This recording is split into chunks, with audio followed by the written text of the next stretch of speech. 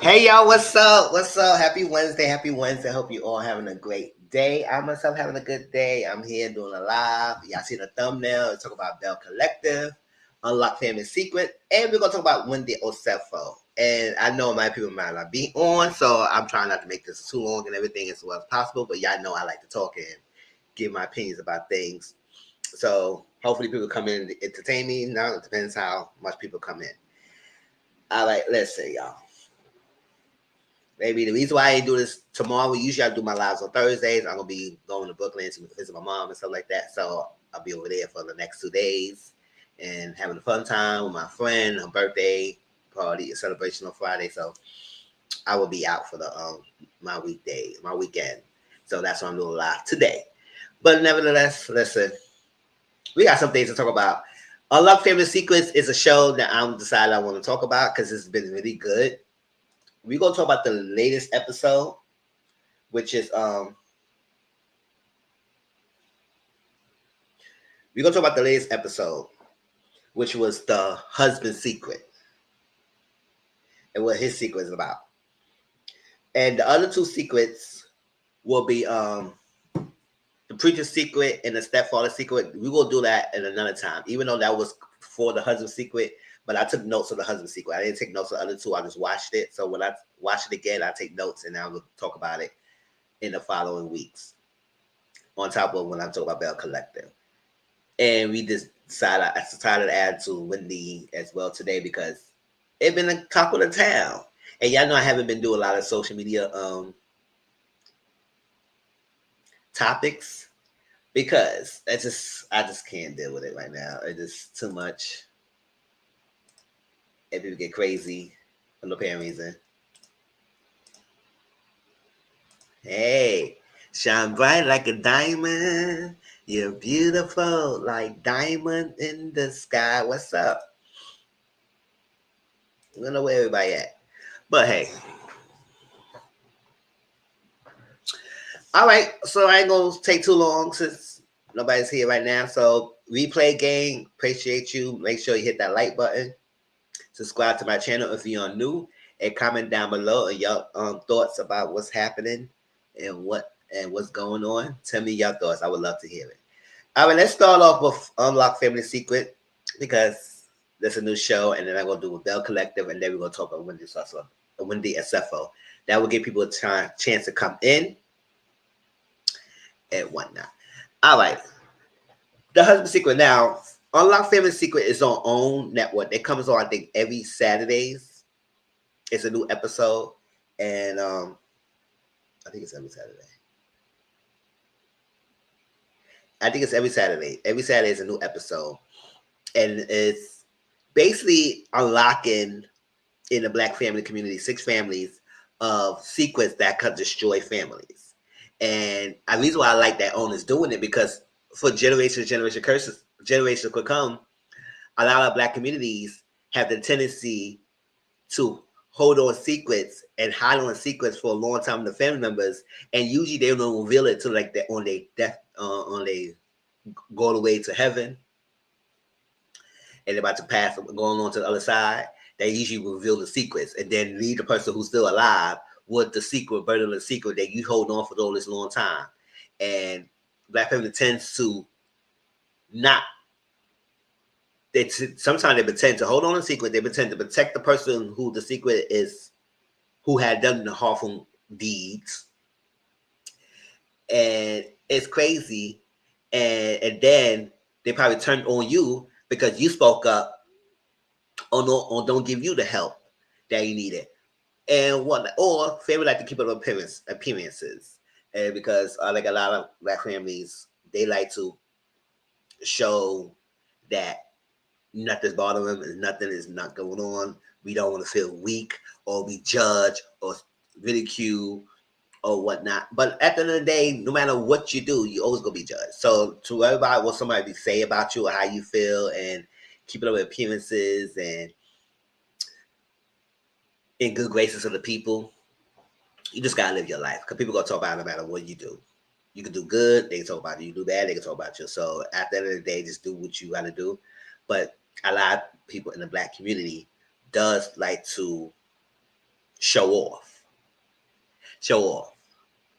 and put up a front and pretend that these are okay when these are not okay. And that's what a lot of people, us in that community, are suffering in silence and everything because we had to embrace the struggle, embrace the thing. Those serious secrets, don't reveal things. You not you weak if you show that you need help, or we don't go to therapists, or we don't like to get help. It's feel like it's wrong, and it's like it's so many stipulations. And then when you get generations of people, generations and generations and generations of kids who being born and whatnot, and the curse is not being broken because the cycle is not being broken. It's keep repeating and repeating until someone is like, you know what, it's enough is enough.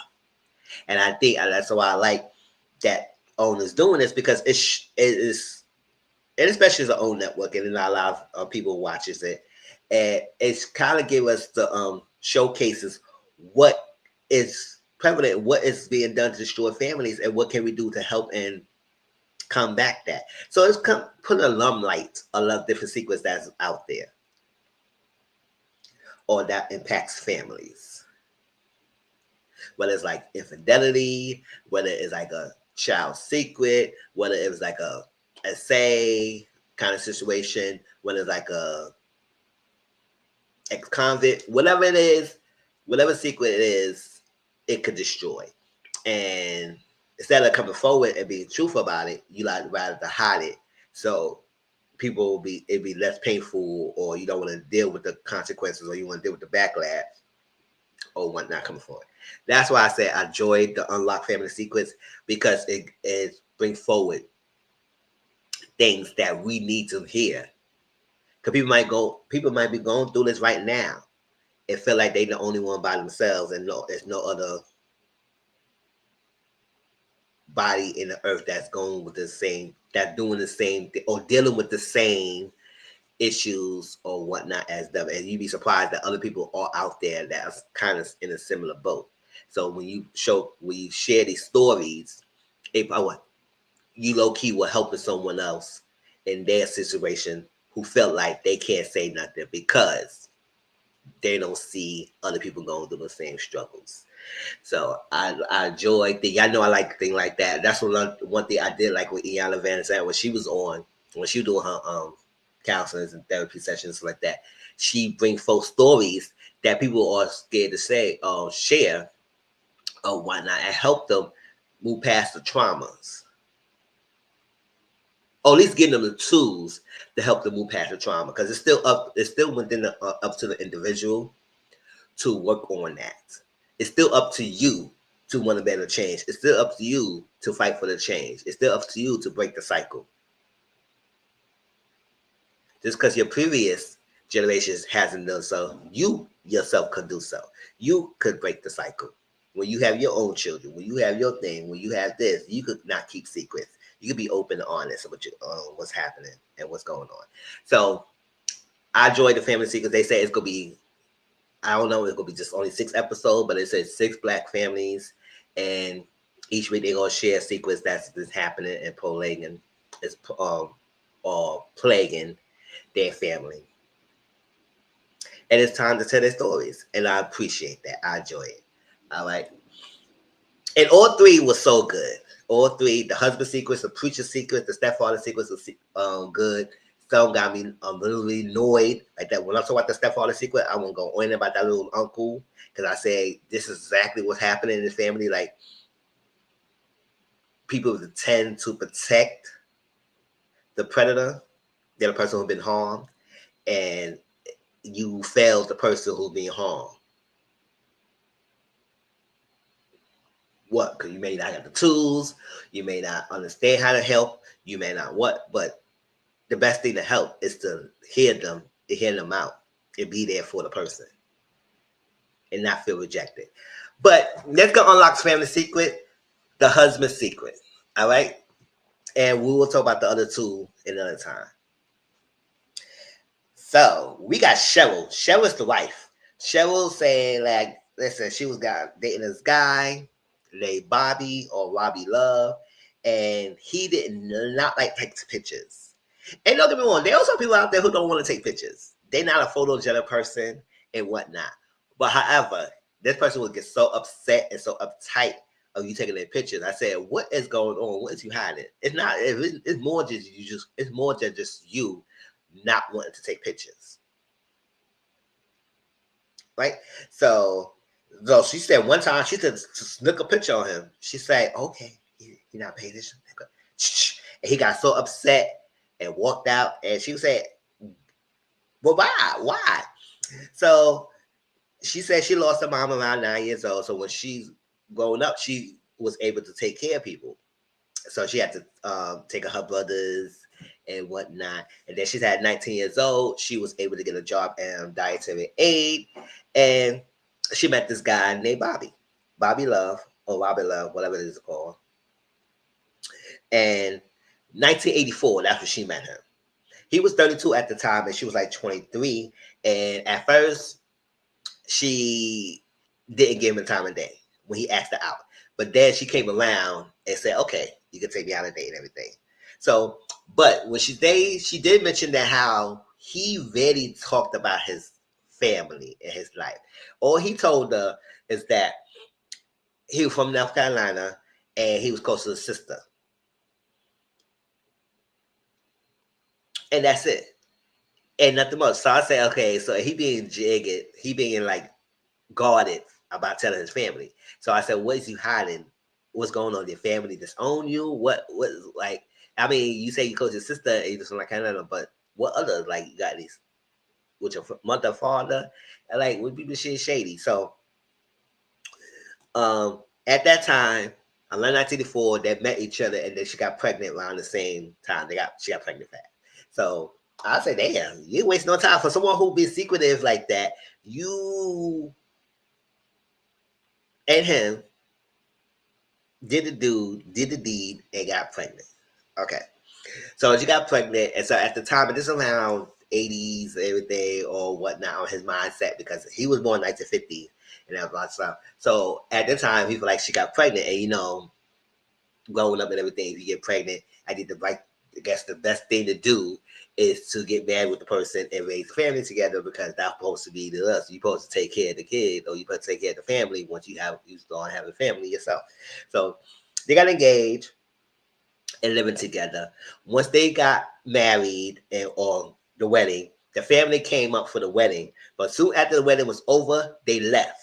They didn't stay. They automatically jet out of there because they guess they was like they have a secret, they know his secret or whatnot. So I guess it's the same like they started drinking and what somebody probably spilled the beans. So I guess the family know the memo and they said, listen, in out. But she said he had worked at 2 jobs. So he was working at YAI, Youth Services Center, and then he also was doing a cook in a nursing home. So he was the good guy. She said he was a good husband. He was a good father because after only that she got pregnant in 1984, and then she got another kid, like 2 years later, and then she got another set of children, a couple of years later on. So I think she got a total of 4 children with this guy, right? And not barely know anything about his life. Barely know anything, right? So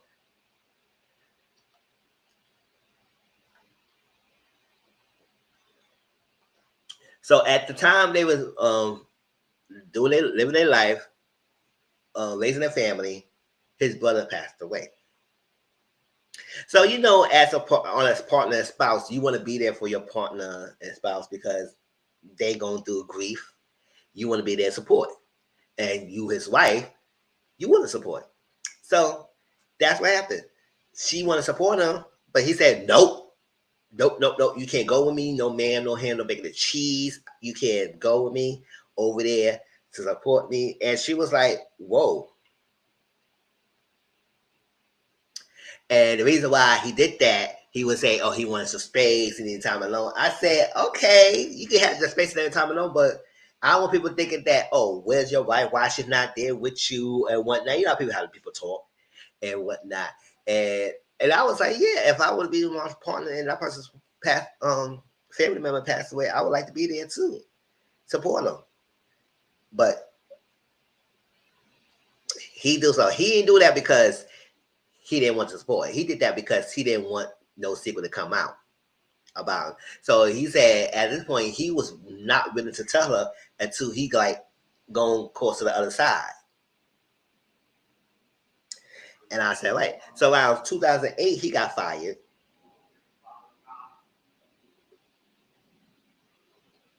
2005, and then he got too fired.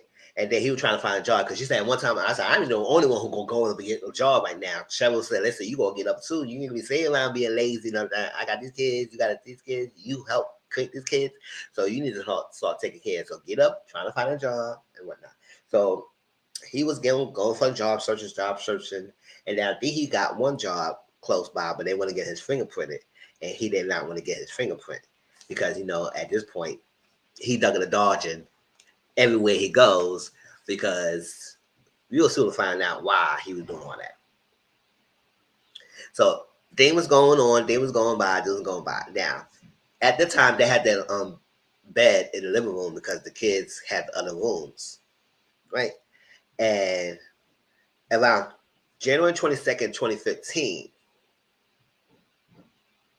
you got a knock on the door. Bang, bang, bang. Now, she said it was breakfast time. The son and her was eating breakfast, and I think he left to go to school. It was like a normal breakfast, and she was getting ready to go out herself. But it was getting a knock on the door. Ding, ding, ding, ding.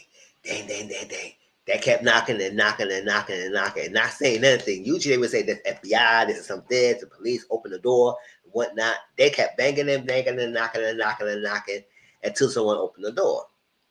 So when they opened the door, you saw FBI, you saw police officers. It was about like 8 and 12 of them, and then some of them was outside and whatnot. She was shocked. And at that time, his name was called Robert Love. Right? That's the name he was giving himself, Robert Love. So he was taken to Rikers Island, right? And I said, oh, what the hell happened? The FBI police officer come and find him. And they say he had a long run. And basically, they called up to him because he was escaped convicted bank robber. He was on the run. He escaped prison for 37 years. Now, when they said 37 years, I said, hold up. What? Because I was like, he was born in 1950, and he met her in 1984. Let me see. So let's go calculate. If it was 2015 minus 1950, he would have been like,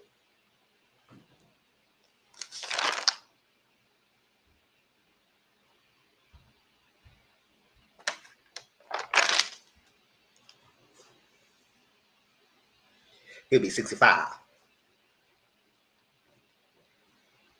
He'd be 65 at that time.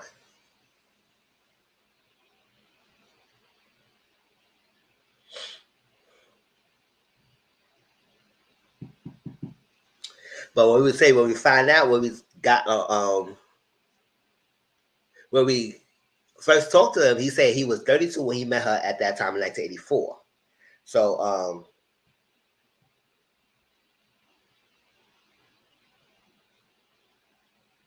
yeah, he said he was 32, 34, whatever. Give and take the ages was off. But I think about 2015, he was about being 65. So he said he was escaped for he was on the one and he escaped prison for 37 years. So I guess from whatever time he got into prison and up to now, he had escaped for a little while.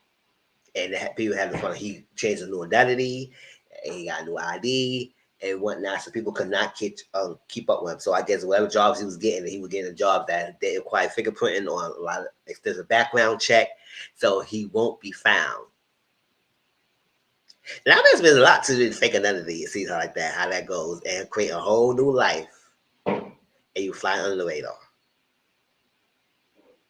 Right, so 37 years, when I was watching it, I said, hold up, it didn't make any sense at 37 years he would skip that long. And he told us he met her at 30 when he was 32 years old.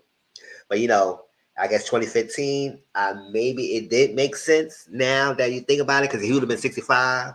And I think he started getting in trouble when he was like 19 or something like that. So 65, 18 or 19. Yeah, so maybe I could see how many years it would be. It probably could have been 37 years. But when I first watched it, I said it didn't make any sense. The math did not math. Because I said, okay, what happened? But then again, we find out he got arrested around 2015 again. So then they tell us his background story. So he was born in 1950. He was when he was 9 years old, his father passed away. Just like her mother passed away when she was 9. So it's like a similarities over there. And he started robbing. He said when 9 years old, he got to make ends meet. He got to do things. He got to do take care of the family. So he was at the do. It's not really take care of the family, but he just getting in trouble. And he started robbing people and everything. So he had to get a hustler. He had to be a hustler and want to be a stick-up boy. That was a nickname. They call him the stick-up boy. Hustling, what he had to do to get money and survive in this world. And I think it's around the 1950s and in the 50s and everything. Yeah, it was a different time then than now. So he started robbing, and then they got caught him. They arrested him. He got caught, got arrested. Then he started spending 13 months in 13 months. Then he got out, and then he decided to move to DC. Now around this time, they was living in Brooklyn. The family, Cheryl, Love, the kids, and Robert Love was all living in Brooklyn. I said, because I was born and raised in Brooklyn. What's up? I still live in New York. I live in Manhattan now. Manhattan. So, so then he moved to DC at the time. So then he was saying, listen, we got to start. Well, our pharmacy, it was a local pharmacy they had around there, and he went to rob it. And then he got a friend named Tiny, whatever, to help them. And he got caught by the cops, and then the cops got him, and he was 18 years old. So they said, since he said plead guilty to everything on robbery, they probably will put you in a youth detention spot. So that's what he did. So he got 13 months in a youth facility. And then he said, you know what? We're going to set it off. He just set it off before set it off became set it off. So he went to rob a bank. So that's what he did. He went to rob a bank. I guess he got caught by one of the people. People, I guess, recognized him and everything. He was going to jail. At this time, he said, listen, you can't escape out. You got trouble. We let you go. Now, it is time. So they gave him 25 to 30 years prison sentence, and he was sentenced in 1971. So around 1977, I did that's around 6 years he did already. And he got transferred to a facility. And when he got transferred to the facility, he was able to get a job outside of the gates. I guess at that time, the time was different.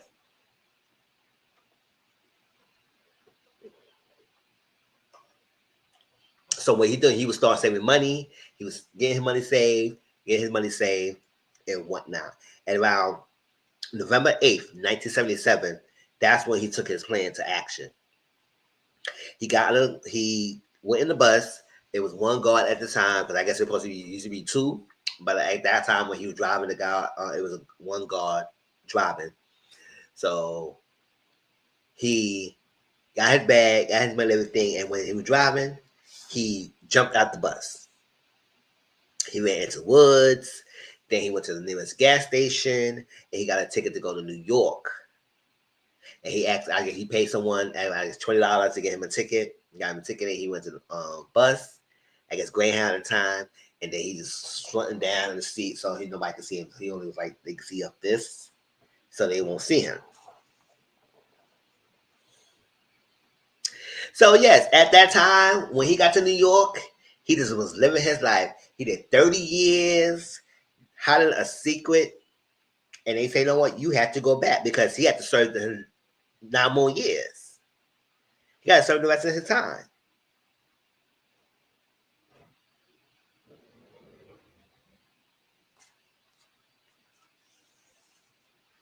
So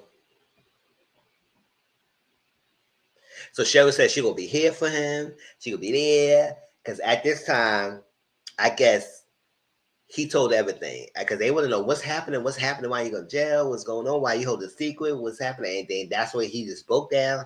They went to visit Rikers Island or whatever at that time, and he told everything.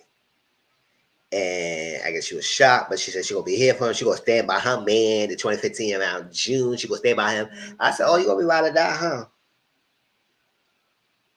Stand by my man. I said it wouldn't be me. I'm sorry, it wouldn't be me.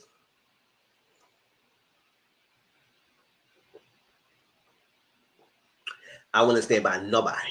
Not like that. If you lie like that, first of all, if you've been ducking the dodge about your family and you not want to be secretive, you want to be secretive about your family and everything, I gonna feel like something else is going on.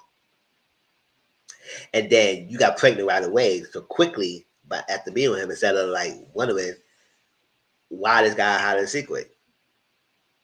And yes, but at the end, he was a convicted bank robber. He did these choices. It's not like somebody was out to get him and it was a failed the system and one of those stuff. And yes, at this time, his health was deteriorating. I guess he was, I forgot. I don't want to say what else he was suffering from, but his health was decreasing. So I guess the prison time would not be helpful, because where he was at, it was not clean. It was not great for him. With his cane, they were trying not to let him walk. They were trying not to let him walk with his cane, and they trying to treat him wrong. So he would have to go back to North Carolina and do 10 years because Cheryl said she was kind of afraid of him that he would be go to the other side, be unalive by his health fading. And she said, I understand you will leave me because I lied to you. And she said, you know what? I'm going to stay by you. I'm not leaving.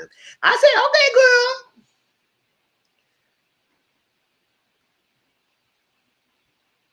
I mean, you want to be Bonnie and Clyde with him, stay by your man after he lied to you all the time, create a whole identity, create a family with you, didn't want the family to be around with you like that, ducking the doors in, and put you in a situation. He could have put your life in danger. He could have put your and the kid's life in danger with something going on. That he escaped. And all he could have done is just told you the truth in the beginning. He could have told you the truth. Now, whether you stay with him or not, that would be a different story. But you would have known and you would have been there for him, or at least, or whatnot, or he would have lost you. But the fact that he intentionally hid all this, and they want to break that and use your sympathy card, whatever. But then he said he would understand if you would leave him. But the fact that I guess at that time, Cheryl, because she always the caretaker, and, she had to be when at a young age. She always felt like she needed to be there and take care. So I guess because she already had children with him and she just fall in love with the guy, even though he had the secrets, she just cannot get over and get rid of him.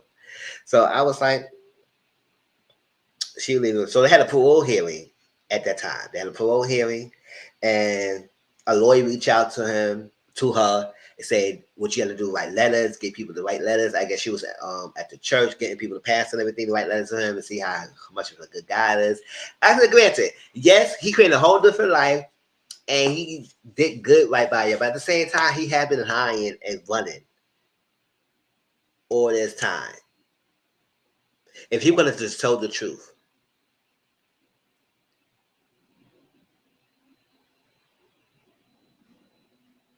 Could tell the truth. But his lie caught up to him. And yes, and people was like, oh, he been a great guy. I said, yeah, he had to be a great guy because he turned his life around. But then I was like, okay, he only did so, okay, whatever. Because he did that because he didn't want to get in trouble anymore. And he was on the one, so he had to lay low. Basically, he couldn't get in trouble anymore, especially he escaped from prison. So he decided to turn his life around and redeem himself. But I said, you lucky, because a lot of people who would have done that escape prison don't usually get that chance to get out. Because parole hearing, everybody was saying everything. And she said, yeah, even though he escaped prison, but he had been in mental prison because he locked out. I said, whose choice was that? It was his choice to do that. Nobody told me to leave the prison like that. Nobody told me to escape. It whatnot for his choices. Who told him to rob the bank? After he served 2 times, 13-month prisons, twice, and let him go. And he decided to press his luck and rob the bank. And one day they got a phone call. Cheryl got a phone call saying he getting released. The parole hearing will release him. And I think the reason why he got that, because he was older guy, his health was fading, and it's best for him to live his life outside of prison and do what he had to do with his newfound freedom and whatnot. And I say you are lucky, man, for someone who escaped prison, running away for all these long time, and they didn't find you. And that's surprising because at the time technology and thing was slowly advancing and whatnot. So by the time he probably escaped around the 70s, it wasn't. They probably had the resources to find him as much as whatnot, especially with new technology at the 2020 when at the 2000s happening. Technology started advancing. So maybe things will start to come better when you go back with the technology, fingerprinting, and advanced things and whatnot, camera systems and things started coming forward and more advanced. Then things will got better in terms of finding people. So at the time, he got lucky. He escaped. He reshaped his life. He got to become a better man and whatnot. Then we saw him write a book out. And I say that he became a deacon of the church, and he was 65. He got released.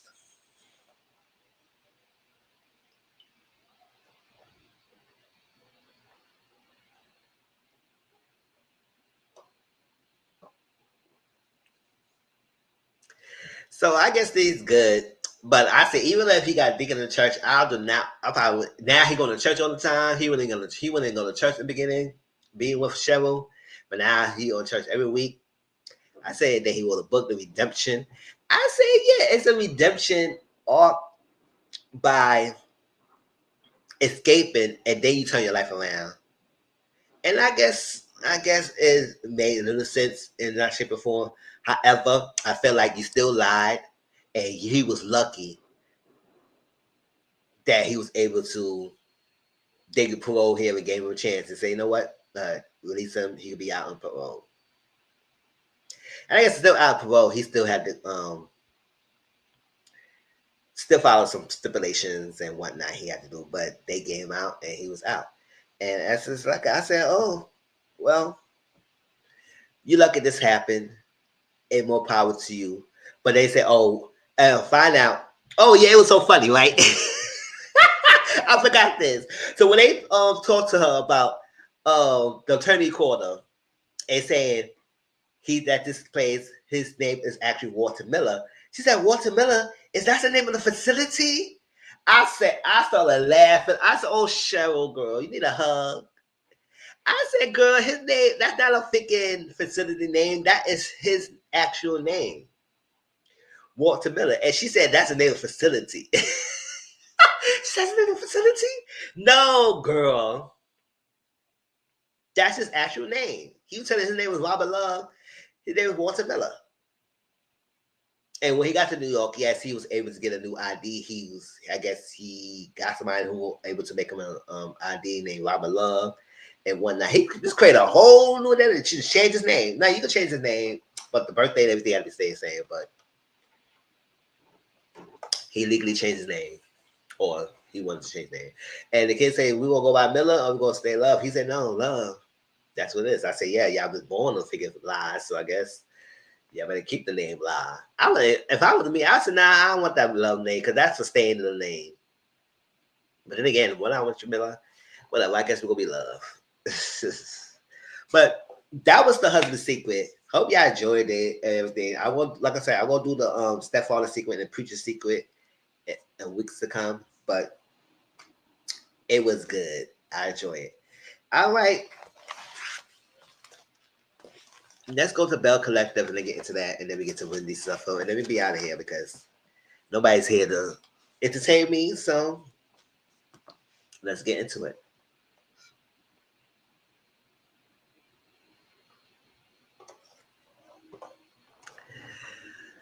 Oh, let me see.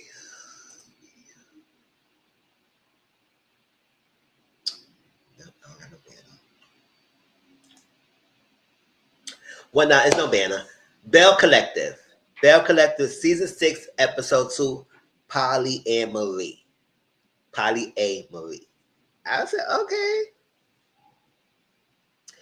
So we get Tisha. Like I said, like I told y'all again, I'm not doing it here. I'm not here for no Tisha and her figure. Tisha and Glenn drama saga every season, whatever it is. Because next episode gonna kind of annoy me too. I was like, what's up? No, I don't know what I ain't gonna be annoyed. Because I said at the end of the day, teacher, you gonna do the same thing. You gonna think he's good, and then he gonna do something to disappoint you, and then you gonna be upset and all stuff like that. Then you gonna be upset with him and everybody else, and going after the girl and going after him.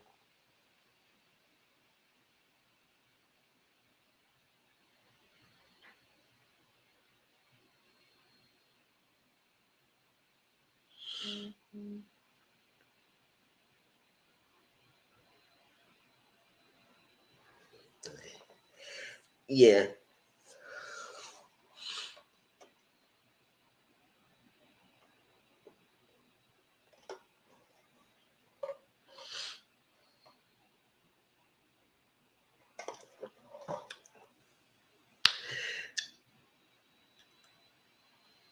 Yes, I'm not going on with this. It's like at the end of the day, your husband going to keep doing. You're not leaving this guy, so no matter what, you should not be shocked or surprised at what his antics are. And then Glenn, you still doing this stuff, and he always act like you shocked when things come out. I said, boy, stop doing this stuff, and you won't be shocked about things. But whatever. So paralegal. So teacher said, everybody want to know what's going on in Teacher Enterprise, Pearson Enterprise, and what we doing over here and everything. I said, girl, I don't think nobody really cared. I mean, I guess they were like, what exactly is Pearson Enterprise doing? What exactly is what you do there? So she said she do paralegal, that she a Belle's bondsman, and then she have a mentorship program. I said, oh, okay. But I said, what happened to Ferris Street? You left that thing going a long time ago. When Keisha came around and Keisha was making some moves, you just was like, that's that. So that's that. So Tisha and Kerry Paul was talking. And Kerry Paul stayed with Shaden, keep shading the party. And they were talking about Marie's dating life. I said, at the end of the day, I don't know what y'all so confused about. She a single woman and dating her ex-husband and Martin at the same time. Maybe I'm not used to women doing that. But she dated him at the same time. So I don't think what's confused about it. I don't know, maybe because y'all been around Martin, so y'all know she was dating him.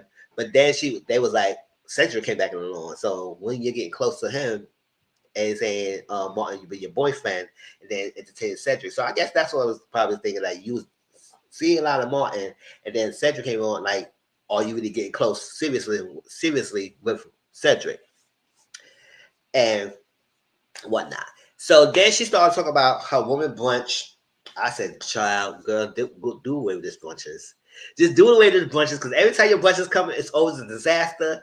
And we did a good job with that. And like you say, you're gonna be on state tour and what this, all that, and whatnot. I said, okay, girl. So she do woman brunch. It gonna be a social relaunch of her woman brunches, and in that social relaunch, she gonna mention the announcement of a tour, brunch tour. So it gonna be in Mississippi, and then she gonna bring it back. I said, also it was down for a while now. She's gonna bring it back. Oh.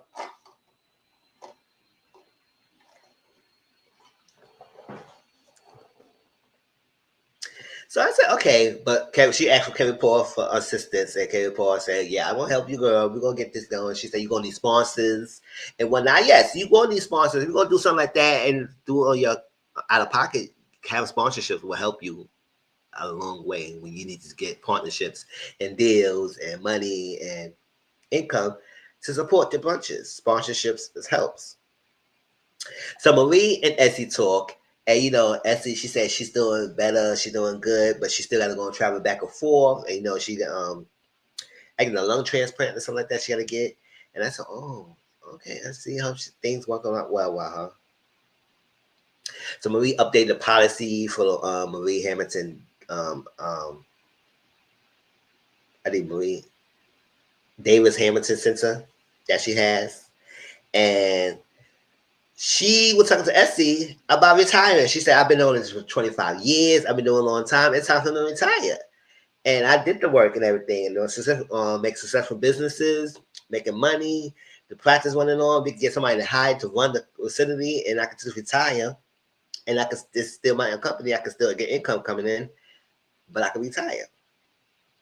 Essie said, nope, give me another year. No man, no hand, no making the cheese. You better not quit on me. Give me another year. That's that. You better not think about it even try to quitting and whatnot.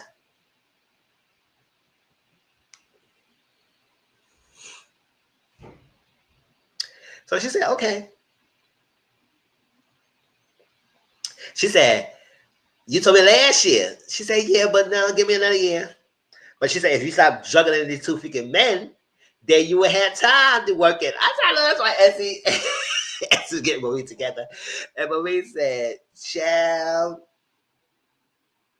But then she said she haven't heard from Martin for like 2 weeks. And since he been back, and she doing her thing. She said she was talking about how she was in a party having a good time with one person dancing with Cedric, then dancing with Martin, and dancing with both of them at the same time. I said, that's a movie. And I said, hey, do what you gotta do. It's your birthday party. So then we get Cedric and Marie. Now she's in her freaking place making some, I guess, whatever. Having some making some breakfast, fruits, some grapes and strawberries and everything, and some, I guess, some coffee or tea. And he's in the bed, and I don't know. It's just if he said he felt a little awkward at the party a little bit, but he had a good time. He enjoyed himself, and they were talking about this whole thing between her and Martin, how he feel. He felt a little awkward, but he cool, and he talked to Martin, so that was good and whatnot. But he said he gonna wait for her and see what she choose to settle. And when he said that, I said, settle? That's not the right word to use. You don't want her to settle. Because when you say settle, I said, no, she don't need to settle for you. She needs to be with you if she wants to be with you, not for settling. Because I said, if she want to settle, that's wrong because you just go for whatever it is. Especially after we know that you was ducking and dodging, you haven't been around, you've been like leaving for weeks and days at a time, not communicating, not even talking to Marie. She trying to answer your phone, you not answer your phone. You was out here cheating and doing whatever you had to do, whatever you're doing. Y'all trying to convince us to say it was just women. I said, oh, well, it was somebody, but we don't know it's just women. But whatever. Ducking and dodging. But now you say, oh, you all wait till her to choose to settle. I said, that's a wrong choice of words. But I said, no, that's probably the right choice of words for him because he said, yeah, he wants you to settle. So he can just do what he do again. Maybe, maybe not. You say he'll change man, but I say I'll change of it. Because or if he came around just because he lost his family member, is he really want to come back because he want to work with you and you was the girl for him or whatnot? Or he had no other choices or options? If the other options he had out there wasn't greener on the other side, so he decided to step back with you. That's what he said, settled again. But I said, oh, I don't know about this Cedric girl. You better hope that he's good and he come around this time because I don't know. So Selena was talking, and she said her daughter Sky is having a baby on the way. So, but then she want to do an all white event to celebrate her son because she misses him and that was thing, and she grieving as a mother and whatnot. But she said she got to talk about this communication issues with Mike because she said, listen, if we can't get it together, we ain't gonna be getting no marriage. And I said, girl, I don't know what's going on with this because I said you want a big wedding for someone who's barely not giving any communication. Didn't give me any communication. So I said, okay, girl. So Mike is out of town. And he's not communicating when he's out of town. So he came back. She said she used to tell her everything. Used to tell her everything when they first together. She said, when you got with me, you got to continue on. And that's what it is. Sometimes men do all that stuff when they came from the beginning to get you.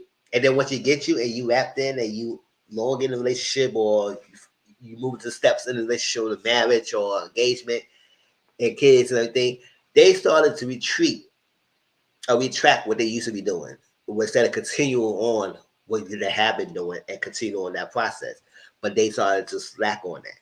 So I do understand when you communicate with me everything, especially at the time when they met, because she talked to her daughters later on and she told us that how at the time I was grieving of the loss of my son, your brother, and everything like that. And he was been there. He's been around, and he said all the right things and whatnot. So he came at the time when you was in most needed and wanted. But now that it dies down, he's retreating back on the stuff that he used to do. And the daughters like Mike too because he's been there for them too as well, and they enjoy him.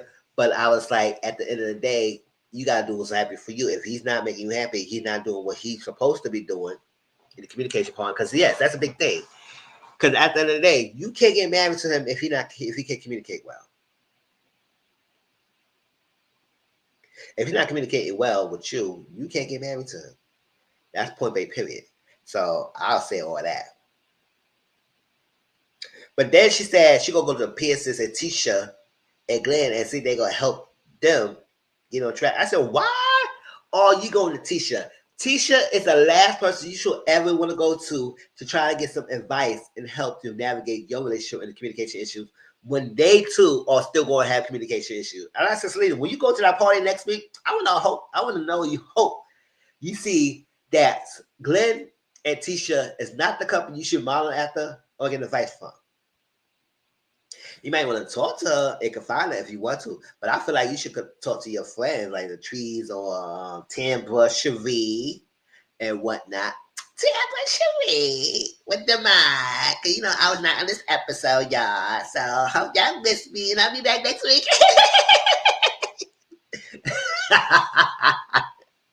So, but Tisha, nah. She said her Glenn just trying to get back on track. And even then, he's still doing stuff. So I said after the day, he ain't communicating that well and he not doing better. So for you to get a Tisha advice, Tisha, oh girl, bye. I said you rather go off get somebody else who had a long successful marriage, who's doing well and don't really have much of these issues. Right? So Tisha talked about her statewide tour and Kerry Paul was there. Latrice came and Selena came as well. But Latrice said Selena ghosted her and whatnot, and she's supposed to be her bar manager, so she hadn't been talking to Selena for a little bit. And Selena feels, on the other hand, that she felt a little bit hurt because Latrice had to reach out and check up on her and everything after everything was been going down. But I'm going to talk about that a little later because I said they both was at fault in this little situation. Latrice said she loves herself Kerry Paul. She loves a person who's like be messy and shady and everything. She's a good time, so she loves that. And she loves someone who like be put part of the mess. Because Kerry Paul was like on one in the last episode. I don't know because she's closer to Tisha and she felt like she could do what she could do. But I said, Kerry Paul, can you calm down a little bit, little man? Can you calm down, little man? Because you coming in really too hot. And I said, girl, you ain't that type of girl to be doing all that. Akeisha 2.0, but whatever. So then we got Marie coming late with all silver on, with her little I don't know what you call that type of hairstyle, but she coming on little knots on her head, the all silver on, with her little natural booty. And when I'm walking in late, and I said, "Child, it's not one thing, child. She coming late after your thing, or she just turn up on your brunches." Because I said Marie is one thing about Marie and Letitia brunches, she always turn out, show and turn out. And sometimes some of her brunches and events, Marie was justified, especially that little Karen lady. But other times, no. So the older lady said, "Oh, Marie, what's going on, girl? We were trying to talk about your party. What's going on with you, Martin and Cedric?" And it was like we were so confused and everything. She said, "Oh, so everybody in my business, that's playing a little game, truth or false, and true or false." I said, who else in here had infidelity in your marriages? And nobody wanted to say nothing. They all was quiet. And said, "Oh, they're trying to deflect." I said, "She ain't trying to deflect." She said, "Y'all get in my business. Y'all trying to get in yours." Who else has suffered for infidelity? Period.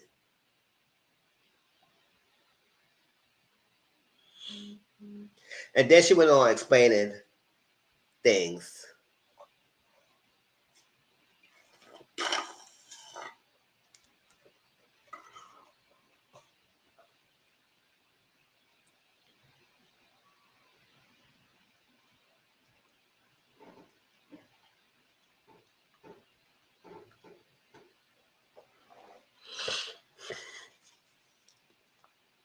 Then she explained what's going on about the Martin and Cedric of it all, whatever.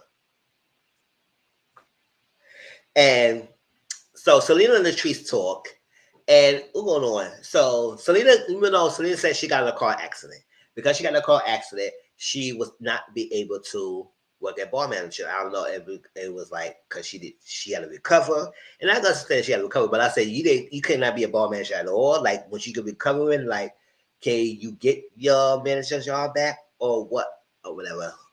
Because I know Latrice are probably ready to replace her with somebody else because she's supposed to be the bar manager, right? So, so then they got in an accident, and I believe, based on the conversation, I don't think she really told Latrice that she was in an accident and she couldn't be as a manager for a while, or at least let her know what's up. I say maybe if you would have told her, called her, and said, "Listen, I'm in an accident. I can't. I don't know if I could be able to be the bar manager right now, but I would love to continue to be in one if I get recovered. If you allow me to recover, I could continue on being the company's bar manager and whatnot. I would see laws, and I would kind of and." That's that. And if Latrice would have heard that from her, maybe Latrice would say, "Okay, girl, I understand. You'll get better, whatever. Maybe we'll talk about when you get better and you can resume as your position as a bar manager." But and Latrice feel like she just got ghosted by her. Like, you supposed to be a bar manager, you did not show up, you did not be there for me and whatnot. So yes, I was in my feelings, and yes, I have not reached out to you. So Cena felt like I missed my friend. I was a little hurt because you could have called and said, "How you doing? How you feeling? What's up?" and everything. I ain't get that call back when you call from you. And I said, it seemed like you didn't tell her what happened or why you was out of commission. So, and then she didn't call you in return and find out what's happening with you and whatnot, or reach out and see what's happening. So y'all both was not really reaching out to each other and communicating. And but Latrice did say she do regret for not calling her and calling her good friend Selena and whatnot and checking on her and whatnot. And Selena was in her feelings. And I was saying, I feel like because you didn't call her and tell her what's the update of what's happening and why you couldn't be there, she in turn didn't want to call you. So I guess y'all both is at fault at this in this juncture. And hopefully I get back in the track, and hopefully in the future when stuff like this happen and anything happen, if one of y'all two, y'all can reach out to the phone and communicate. Because I said at the end, when you was waiting for her, okay, you could at least record her, but you was waiting for Latrice to call you. Okay. So Marie was saying, listen, I was coming walking in and everything. You don't think I ain't dressing right then and there, but I heard your little comments about my outfit that goes base and everything. And everyone said, "Oh no, I was just joking. Everything it is a little shade. I was shading, I'm just joking." So I said, "Okay, so we a little joking." I said, "Girl, that hair is tired. That ponytail hair is tired. I that hair ponytail did look tired, girl." And she said, "You look at this grandma little freaking outfits going on. What's going on here?" And she could just read her for a little bit, and it was shade. It was like a little joke shade. Like Marie, she said, "Oh, you gotta get hate. You just can't come in there and try to shade us, and we can't do anything back to you. So you gonna be shaded and hazed as well for this group. You just can't walk in and think you will be good and unscathed."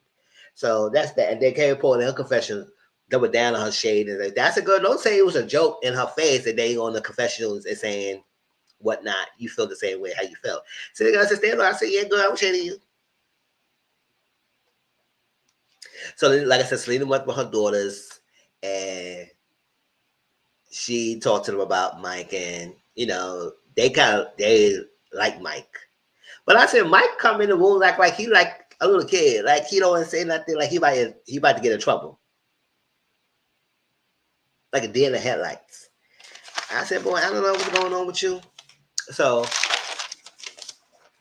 that's that. Martin and Marie was talking, and they met up at his place, and she sat down with him, and they're talking, and she said one part of the reason why she enjoyed Martin because his love for his kids and family, and because when she growing up, she had her father around like that, so she was missing that. So she enjoyed the love that he had for his kids. That's a part of the reason why she wanted and dated him. And but when he came back and everything, and she picked him up from the airport, whatever he was at, she dropped him off, and she haven't heard from him like 3 weeks and like that. I said, "Boy, what the hell you was doing?" But he said for the last weeks, he said he was working a lot and busy. I said, "Oh boy, bye. If you had time, Marie, you would have spent time or make time to even talk to her. At least let her know what you doing, what's going on." For 3 weeks, you just didn't ghosting, or she feel like she was ghosted by you. And he said, that was not my intention. How you feel? It was not. And he said something shifted in your heart. And I said, yeah, I think at that time she already made up her mind that she wanted to fully go back with Cedric. I think she already made up her mind that she was really fully gonna go back with Cedric. I don't think it was because Martin ghosted her. Maybe that was probably the reason why she made her decision quicker, because he has been MIA. But I don't think she was that but hurt about it. I mean, she just was crying a little bit, and she was hurt that she had to break up with Martin and be with Cedric. But he didn't seem that hard about it. But because it's like, what's to be emotional? That's like he don't feel like any hurt that he got dumped. He said, "That movie, I expect this," because he didn't expect that he was gonna get broken up too. But he took it in stride, and he wished her the best. He understood her situation and whatnot. Because at the end of the day, yes, sometimes you may break up with your ex husband or whatever, you get a divorce, but then the feelings probably never really fully went away, and you thought you could move on, but then you thought about it and you realized you want to get the person a chance. So that's what happened. She wanted to give her ex-husband a chance, because they've been long history with each other, being together for like 15 plus years. So it's really hard to shake that away, according to Marie.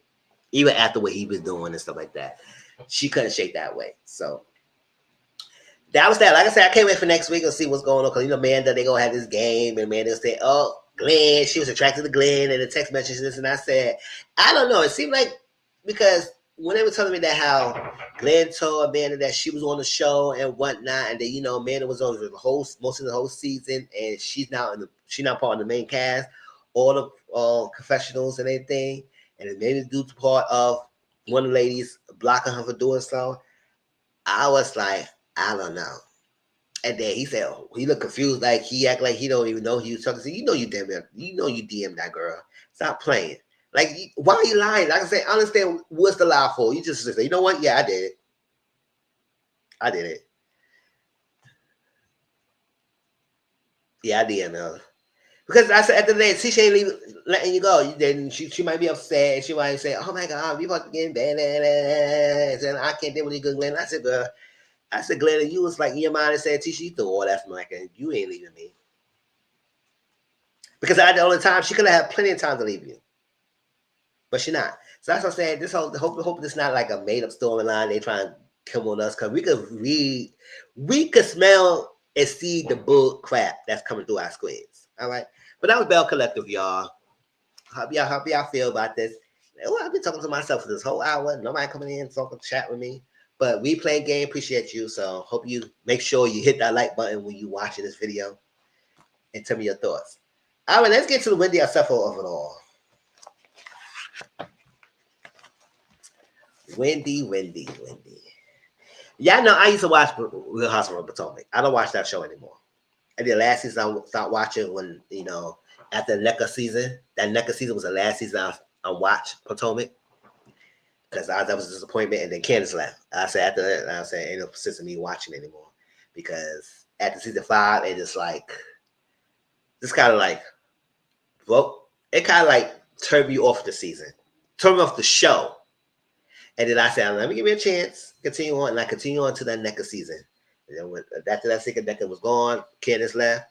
I was like, okay, that's it. I don't care about this, because it got stupid. It was getting ridiculous and it was getting stupid, and I cannot deal with it anymore. Candace was the only glue that kept me watching, but I said, nah, ain't no sense in watching anymore. So Wendy was one of the characters, one of the people on the cast who I think she joined in around season 5, like that. And I had enjoyed Wendy. I think season 4. I think she joined season 4 or season 5. I think season 4. Around the time she joined. And I had enjoyed some Wendy.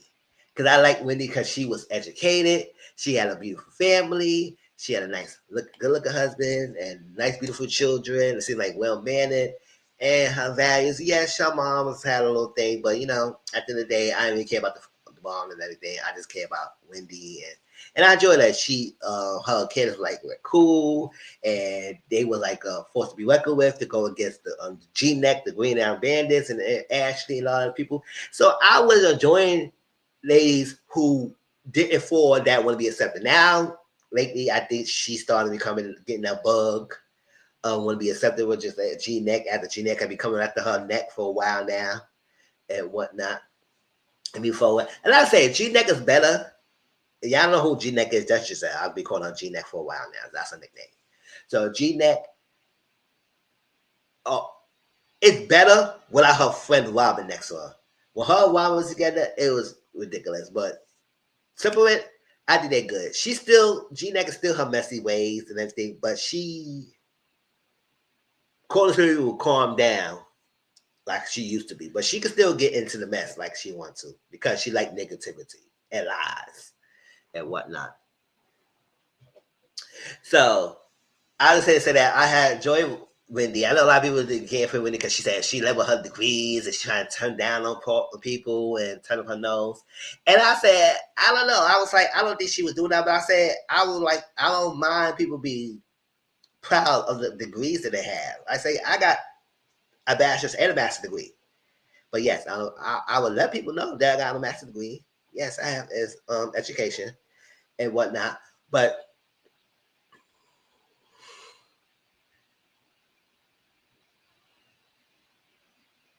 I did knock her for her accomplishments and whatnot. However, I don't know. Maybe I feel like the reality TV bug hit her, and then she started living at the Jonases and started becoming big for herself and starting to live beyond her means. Because the reason why I say that, because what we about to talk up into, it's like we were shocked and disappointed in Wendy for doing this. So you know, this past week, everything broke the internet. We see a mugshot. Let me see if I got the mugshot here.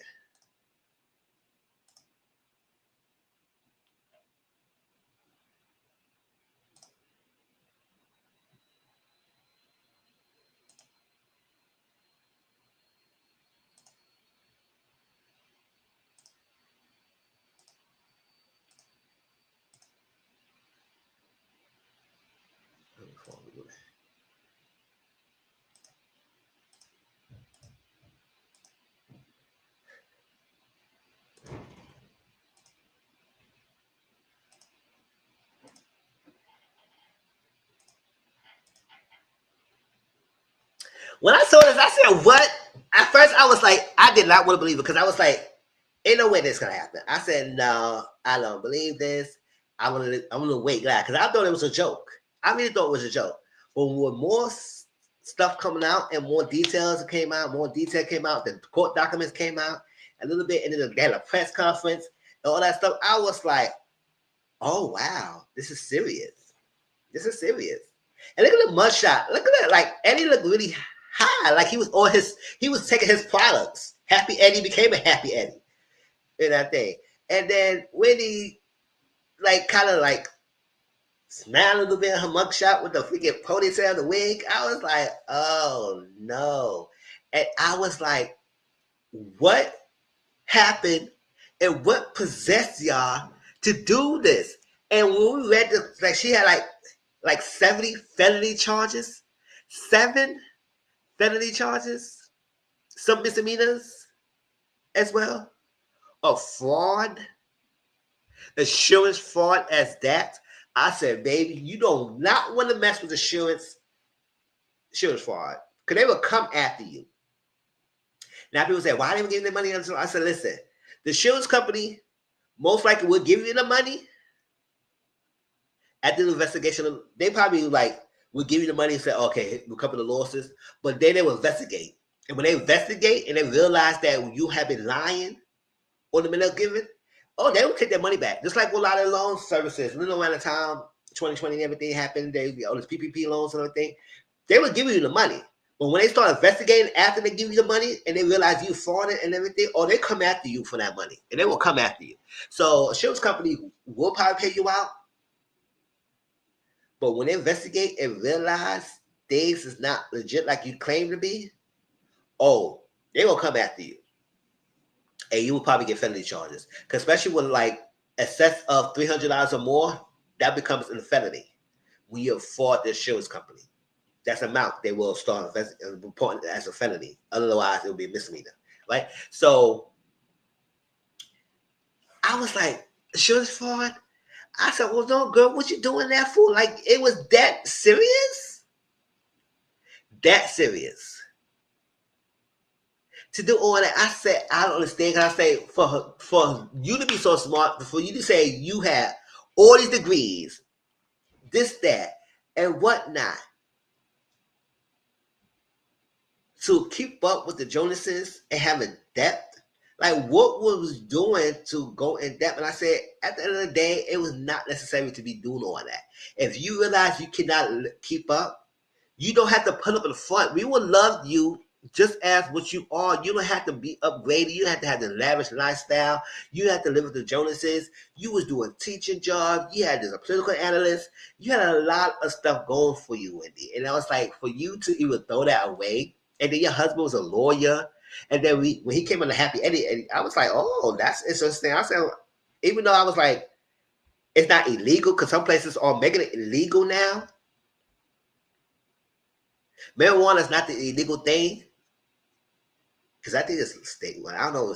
I think it's a federal thing or whatnot. But a lot of states are making the weed selling business legal. And I think selling weed or marijuana is legal now. At least most is not the legal death sentences as it was because they know it's money lucrative business. It is. You can still get in jail for selling large quantities though, but smoking and everything is not a jail sentence like it used to be. Oh, well, not a lot of people give us a hard say. He was at. I said, hey, listen, a lot of people like smoke weed, and then it's legal now. In whatever states you are, go ahead and do that and make your money. But then he was attorney, so I said, for you, the attorney, do this, and then you left a paper trail, and then it was like this. I said, oh my god, so why y'all would lie about this? Because I remember last year it did mention this because I was like. I did for last season. She didn't really mention about this in her storyline last season, especially when they got showcased that she was on vacation and she's house home got burglarized. But in the season, she barely talked about it. So I said that's kind of weird. It was no questions asked about it. It was nothing talked about that home being burglarized. And I said, that's a a traumatic experience. Be away for a vacation and they find out your home got broken into, right? So when we saw all that, I said, wow. And then when this came out, I said, oh no, Wendy. So I'm gonna read the court doc and give my input, and then we're gonna end this live because it's like no messing around. So let me read that court document. But I was so shocked because when Wendy was one of the cameras I did like. I like her. I had like Wendy. I like her, Wendy. I like Candace. I had like Katie too when Katie was around. And I had like Monique. Monique's disappointed me and everything. So I kind of fell off with her. And so let's get into this. Let's read this document. And then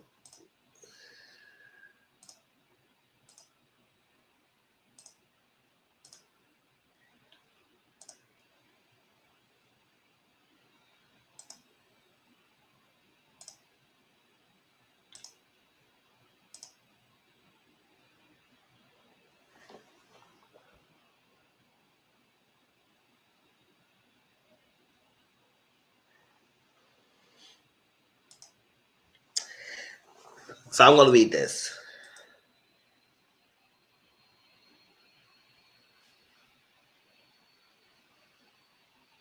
I'm larger so you can read it with me.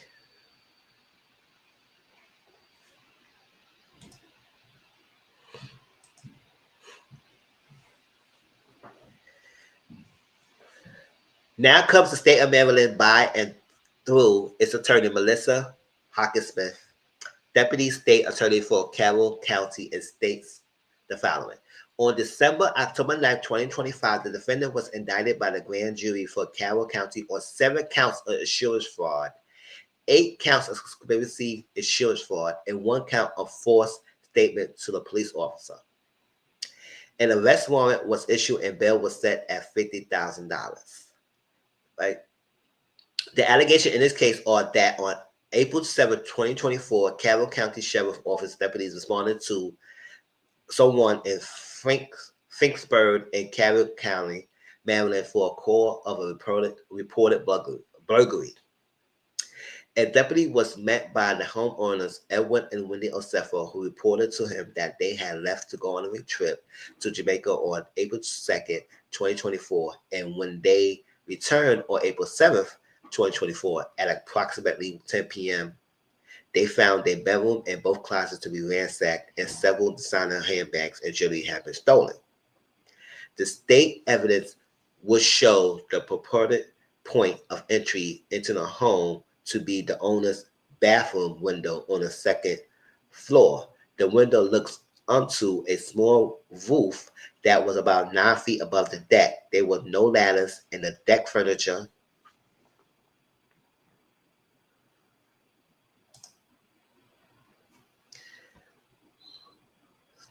was undisturbed, and no indication anyone had been out on the deck.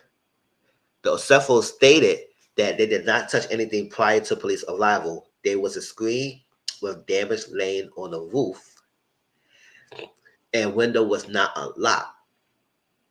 To go in or out that window, one has to step on a toilet. That window lid was down and had no debris on it. When sheriff office personnel stepped onto the roof and back into the home, they tracked roof grit back inside. The Osefo had an ADT system and a ring camera. The Osefo activated the ATC alarm system upon leaving for vacation. During the time they were away, there was no motion detected inside the residence. There was activity such as package deliveries on the ring camera that was monitored remotely by the Osefos. Investigation determined that on April 8th, 2024, the Osefos initiated 3 separate assurance claims for the burglary and theft, traveler insurance, jewelers, mutual insurance, and home state insurance company. 3 separate insurance company, y'all. 3 separate insurance companies trying to get their money. Okay. For the alleged losses suffered while they were away, Edward Osefo gave record statements to 2 of the insurance companies regarding a list of stolen items he provided. He was asked whether any of the items on the list had been returned, which he denied. He was asked if had other insurance but failed to disclose to home site and jewelers that he was also making a claim with travel insurance. So he was making claims for different ones, but he failed to announce that he was getting the claims for the other ones. For home site, he was asked if he had other insurance but failed to disclose to home site and jewelers that he also make a claim with travel insurance. For home site, both Edward and Wendy Osefo signed a sworn statement of loss, which was notarized. The total amount of loss claimed on the sworn statement of loss was $2,500 for the building and $450,000 estimated for contents/personal property.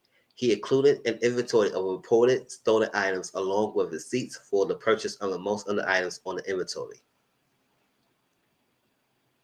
The claim was denied due to the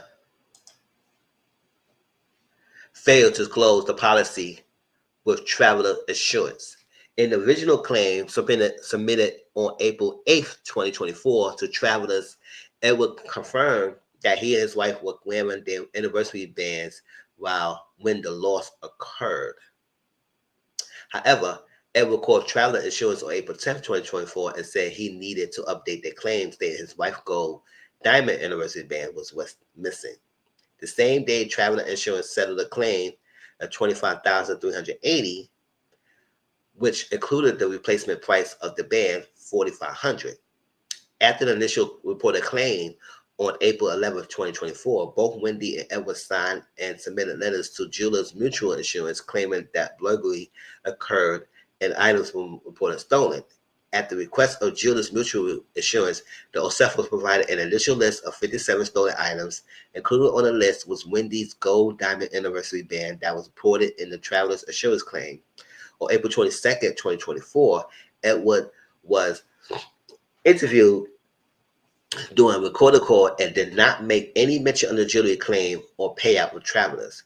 Deputies were suspicious of the circumstances of the burglary and record records from stores where some of the items were purchased, along with social media and email accounts. Investigation determined that numerous items that the Osefo claimed were stolen had been purchased and returned to the store, where a full refund was provided prior to the alleged burglary. Now, why will you include items that you already returned to the store and using that as a claim that you are missing the items? Like, I don't understand the stupidity that came from both of them. For both of them, Wendy and Edward. Like, why would you include items where you already have returned and got full refund from?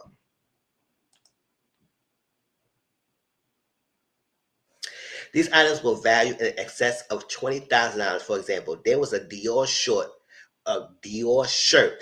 that was listed as stolen value at $1,450, but the shirt was returned on January 14, 2023. You reported a shirt that was returned in 2023 and reported that in the freaking item of cases in 2024. Like, what was wrong with you? You reported a shirt that you already returned last year before this claim. Y'all didn't think this through? Y'all didn't think this through? Why would you put an item on a list that was already refunded in 2023? Because y'all thought, I don't know who made y'all think that y'all was not going to get away with this. Y'all thought that they would be stupid enough to give y'all money and not check. Now, one insurance claim kind of denied you, but the other two ones probably got whatever they did get. It probably gave you the money, but then they realized, oh, hold up. Or they investigated after they started getting the claims that you was making fraud. And the Gucci leather wallet that was purchased in 2018 and returned 2 weeks later for the refund of $948.70.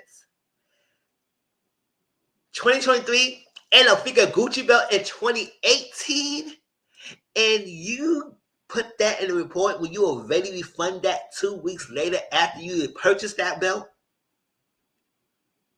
Like, what is going on? Why y'all need to purchase these things and get a refund?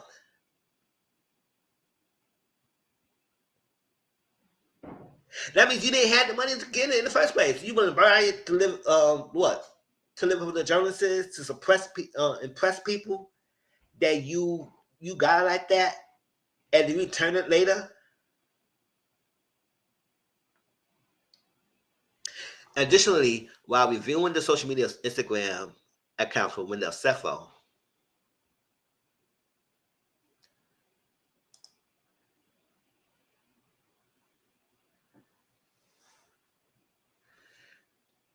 deputies observed photos of Wendy prior to the burglary wearing a diamond anniversary band on her left finger. This ring was reported stolen in a burglary. Then, after the reported burglary on April 27, 2024, Wendy Osefo is wearing the same ring on her left finger. The ring features multiple rows of diamonds, and had a V shape on the side that separates where the rows of diamonds begin. That ring had been photographed prior to the burglary for appraisal and matched the photo of the ring on April 27, 2024. Deputies obtained email records for Osefo, and you had an email record, a paper trail. Edward emailed the list of reported stolen items to Wendy. The email asked if there were additional high-value items we can add to this inventory listing. Chanel shoes, examples, etc. I'm trying to get the total to exceed $423,000, which is our policy maximum. So he asked an email to Wendy, what items, high-value items could you add to the list so we get the maximum? And why you need the maximum? Why you need the money so bad? What was going on? At the time of the arrest, a search and seizure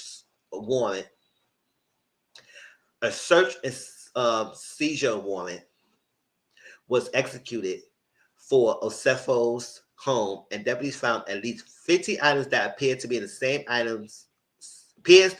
same ones claimed stolen during the alleged burglary. So you include items that was found at the place.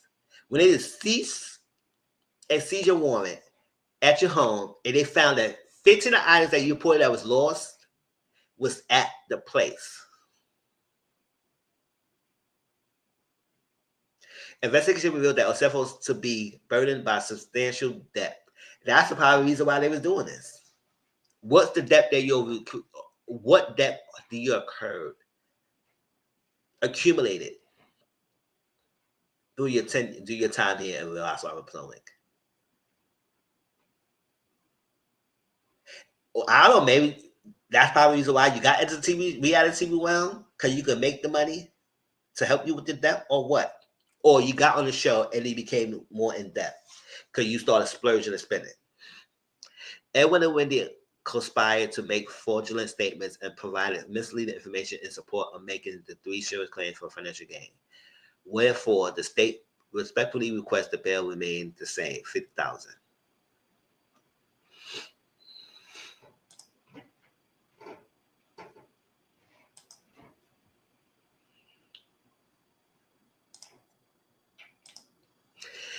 I don't know, y'all, because this is like,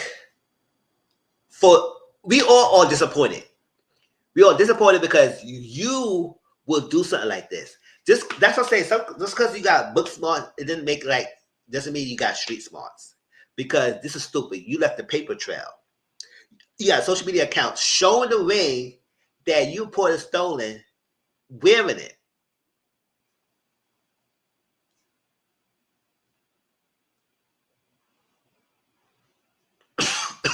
Not knowing that you reported it as stolen.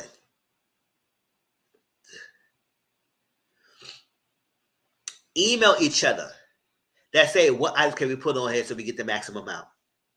That's evidence. That's proof. And then the items that you reported stolen was at the house. And then some other items that you did report that was stolen there was already refunded. You already returned and refunded at the store and got the full refund from the store, which they could track that too. Because stores have paper trails. That's why they have receipts and accounts.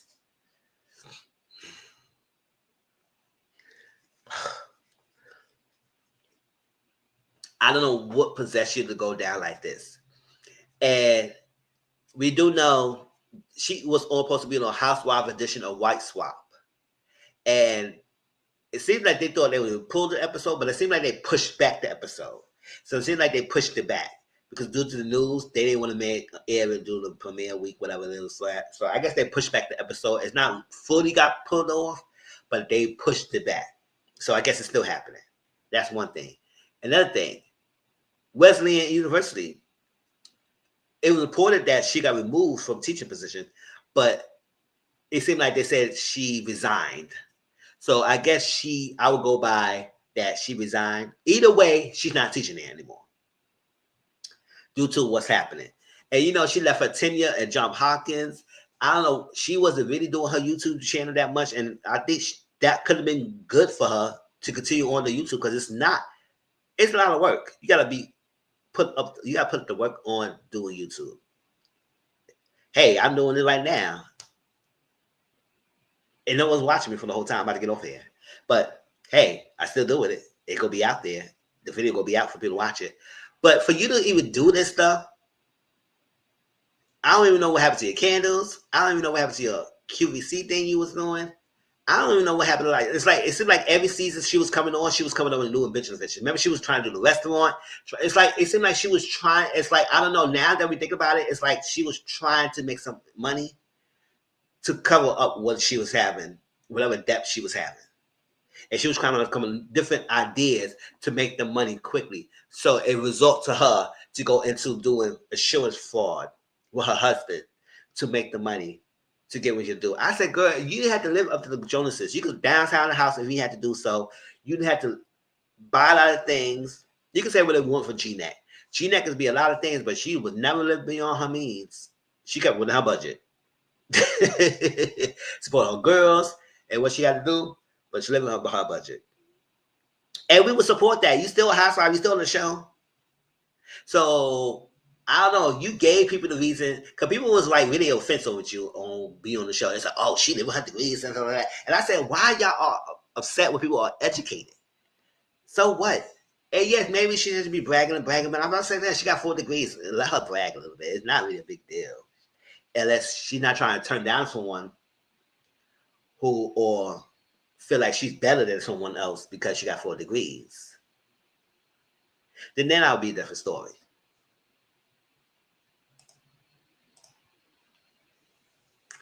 But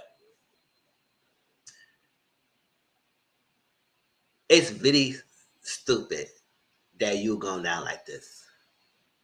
And it's shocking. Now you're giving people the reason to say, oh, see, I knew it. But then you start to think about it. I say, you know what? I don't know. Because you know, with that season when they were coming after her and saying she got her body done because Eddie was cheating. I said, no, she did it because she wanted to do it.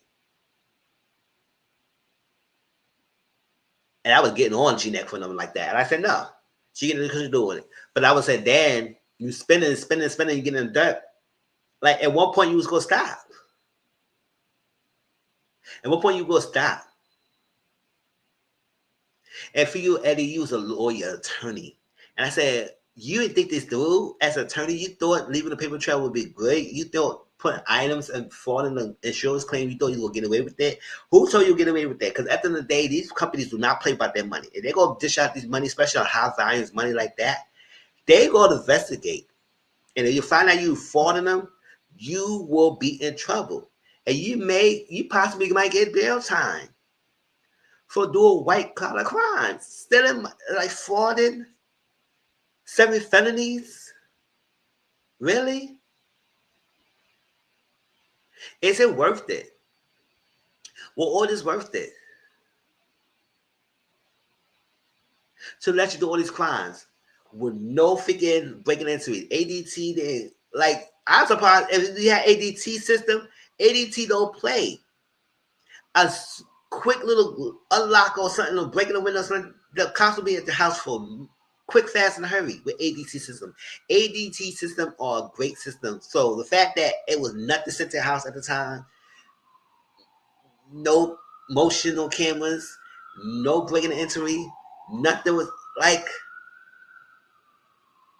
And then you wear the items on social media, you pour the stuff that was already refunded. Like, y'all was desperate. Desperate housewives. That's a desperate housewife move. Desperate housewife move to the finest that you will go that far. And I just understand that it's just disappointing that you would do something like this.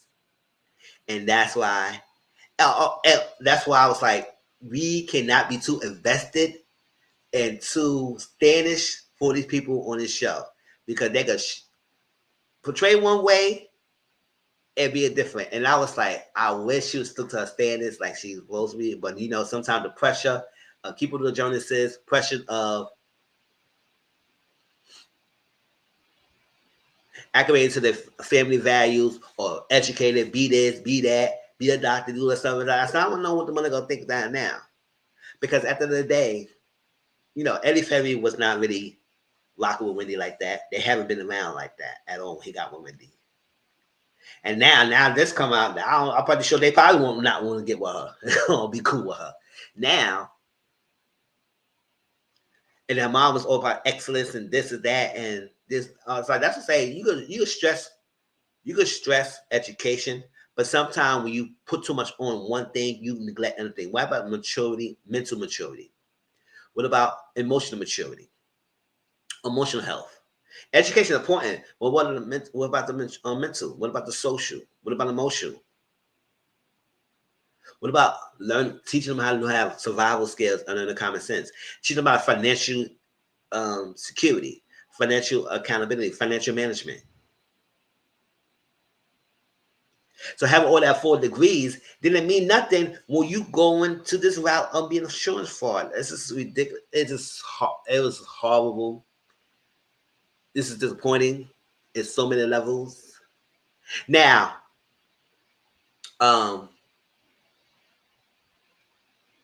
yeah, too many bitches she's trying to come up there. She baiting not doing the YouTube channel that much. We don't even know what happened to her cancer. She settled well for that. she lost. She resigned her tenure at John Hopkins. I don't know why she would resign that, but whatever. I forgot the reason why she said that. And then she resigned for a teaching job at Wesleyan. I don't know. This will be on Real Housewives now. According to the show, I don't think she will not be off the show. They're not gonna kick her off the show. I feel like they will keep. Excuse me. They're gonna keep Wendy on the show. Now, if she go to jail and everything, she might just serve her time. However, I think she will not fully get off the show. She has children's fault. Yes, she did what she did. But if she want to come back, I think they will keep her back. They will bring her back. So I don't think she's going to get kicked off of the Potomac. I don't think she will. Because I don't think she might as well. She might as well. And if she come back, she better speak on it. She better come to the reunion. And I don't know. Maybe she's too prideful to just want to speak on everything. Because even when doing interviews like that, even though she knew she was falling, she was still becoming, it was so, oh my God, she's so hurtful. It's this. I was like, child, a performance of the lifetime. To say all that in a straight face, knowing you was falling the insurance company. And you went to the grand jury. So the grand jury found out you was indicted for all these charges. That means they found out that you liable who had did this thing. You did this. Because they didn't put charges in front of you. You went to the grand jury, and the grand jury determined these are the charges. You got this. And now you say you want your day in court. Go ahead, go to court, girl. Where you gonna fight? They got paper trail, they got evidence, they got everything on you. There was no evidence that your home got broken into. So what's up?